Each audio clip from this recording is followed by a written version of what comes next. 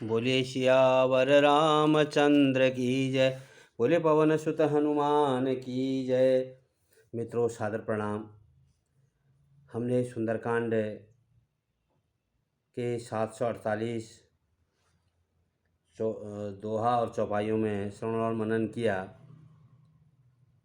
कि रावण को संदेश मिल चुका है कि रामचंद्र जी की सेना समुद्र पर आ चुकी है, युद्ध पूर्ण रूप से होने वाला है।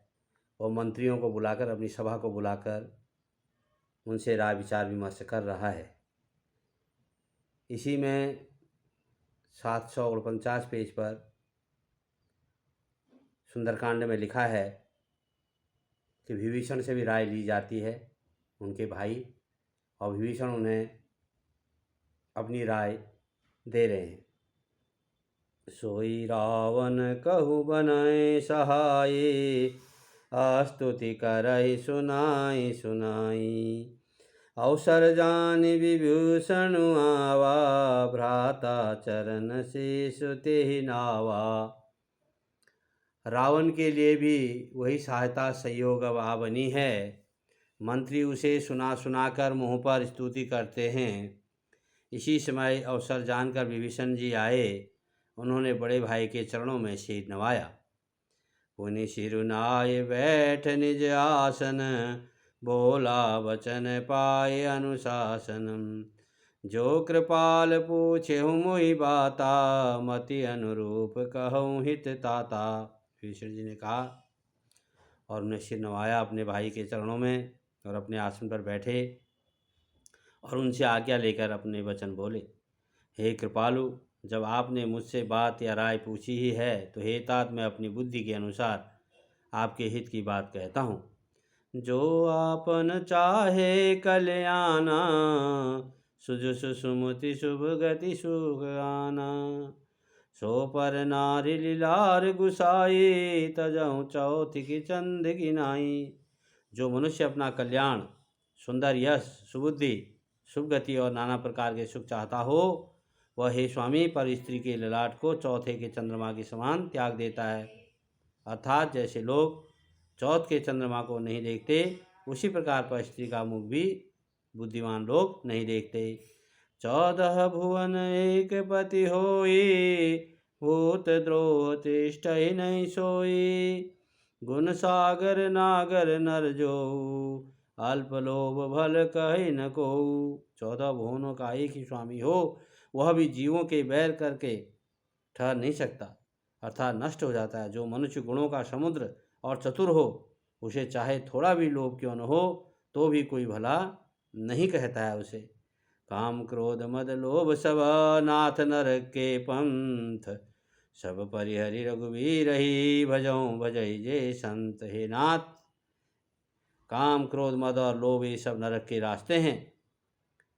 इन सब को छोड़कर श्री रामचंद्र जी को भजिए, जिन्हें संत सत्पुरुष भजते हैं सभी लोग। तात राम नहीं नर भूपाला, भुवनेश्वर कालहु कर काला। ब्रह्म नामय अज भगवंता, व्यापक अजीत अनादि अनंता। हे तात, राम मनुष्य के ही राजा नहीं हैं, वे समस्त लोगों के स्वामी और काल के भी काल हैं। वे संपूर्ण ऐश्वर्य, यश, श्री, धर्म, वैराग्य एवं ज्ञान के भंडार श्री भगवान हैं।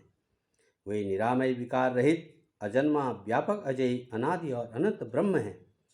गोद्विज देनु देव हितकारी, कृपा सिंधु मानुष तनधारी। जन रंजन भंजन खल भ्राता, वेद धर्म रक्षक सुनु भ्राता। विभीषण कह रहे हैं अपने भाई रावण से, उन कृपा के समुद्र भगवान ने पृथ्वी, ब्राह्मण, गौ और देवताओं का हित करने के लिए ही मनुष्य शरीर धारण किया है। भाई, हे भाई सुनिए, वे सेवकों को आनंद देने वाले, दुष्टों के समूह का नाश करने वाले और वेद तथा धर्म की रक्षा करने वाले हैं। भाई, ताहि भय अरुण तजि नाये माथा, परना तारति भंजन रघुनाथा। देहुनाथ प्रभु कहूँ वैदेही, भजऊ राम बिनु हेतु सनेही। हे भाई रावण, बैठ त्याग कर उन्हें मस्तक नवाइए। वे श्री रघुनाथ जी शरणागत का दुख का नाश करने वाले हैं, आपको क्षमा कर देंगे। हे नाथ, उन प्रभु सर्वेश्वर को जानकी जी दे दीजिए और बिना ही कारण स्नेह करने वाले श्री राम जी को भजिए। शरण गए प्रभु ताहुन त्यागा, विश्वद्रोह कृत अग जेहि लागा। जासु नाम त्रय तापन सावन, सोई प्रभु प्रगट समुद्र जे रावण। जिसे संपूर्ण जगत से द्रोह करने का पाप लगा है, वो भी शरण जाने प्रभु उसका भी त्याग नहीं करते हैं, उसको भी अपना लेते हैं। जिनका नाम तीनों तापों का नाश करने वाला है, वही प्रभु भगवान राम मनुष्य रूप में प्रकट हुए हैं। भाई हे रावण, हृदय में यह समझ लीजिए। बार पार पद लागऊं, विनय करऊं दस शीस। परिहरि मान मोह मद, भजऊं कौशलाधीश। हे दस शीस, मैं बार बार आपके चरणों में लगता हूँ और विनती करता हूँ कि मान मोह और मत को त्याग कर आप कौशलपति श्री राम जी का भजन कीजिए, उनसे सलाह कीजिए और सीता जी को लौटा दीजिए।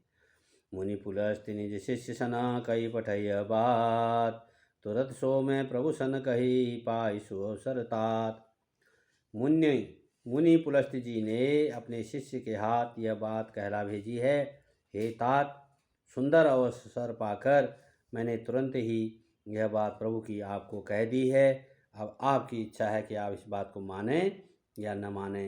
अर्थात परम मित्रों, अब आगे का श्रवण और मनन अगले वीडियो में करेंगे। यदि आपको सुंदरकांड का दोहा चौपाइयाँ अच्छी लग रही हों तो आप पुण्य के भागीदार बने।